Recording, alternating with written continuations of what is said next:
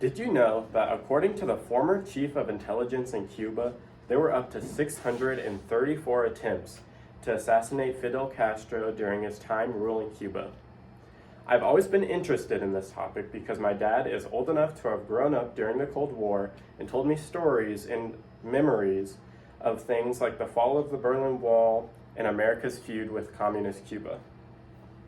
Like me and my father, many of you probably know people or relatives that were around during the Cold War and the Cuban Missile Crisis. Fidel Castro was a controversial and extremely powerful person in world politics. Some deem him as a savior of Cuba, while others consider him a violent tyrant. Castro started his rise in power by becoming a candidate for the Cuban Reformist Party. Then, after he was thrown into prison, he started a rebel group. He then became leader of Cuba in 1959 through guerrilla warfare against the Cuban army. Now to examine the beginning of his rise in power. Castro was thrown into prison after leading a rebellious attack with the intent of killing the men at Mendoza military barracks in Santiago. The attempted coup was a failure, with many people being taken prisoner and some even killed. According to PBS, 8 of his people were killed while around 70 were taken prisoner. Castro was almost killed in prison for starting another rebellion group, but was saved by his Catholic archbishop who vouched for him. He was sent to prison on the island of Pines on Cuba's coast. In prison, Castro started another movement called the 26th of July movement. Although he was sentenced to 15 years in prison, after 2 years he was no longer considered a political threat and was let out.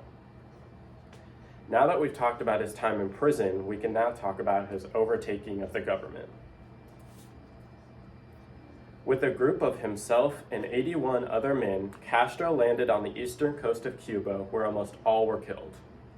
Castro and 9 other men were the only other survivors. The other survivors went to Sierra Maestra, while Castro stayed to spread his word and propaganda. He stayed here for around 4 years, gathering many followers.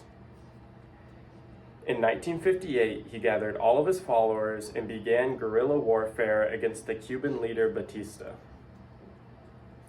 Castro's group, the 26th of July movement, was made up of 800 men, while the Cuban government had over 20,000 men. They finally beat the government's army on December 31st, 1958, making Castro the official leader of Cuba. Now we will look at the public's view of Castro as a leader.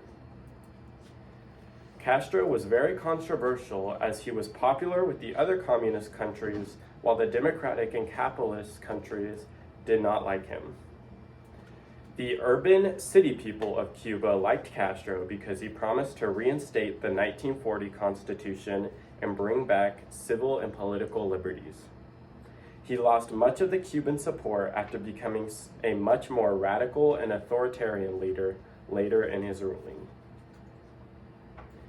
He also became friends with the Soviet Union, where the missiles that caused the Cuban Missile Crisis were purchased. Cuban and American relations were very strained at this time.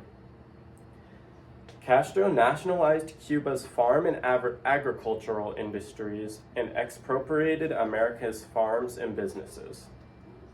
According to Britannica, the United States was alienated and offended by these new anti-American policies.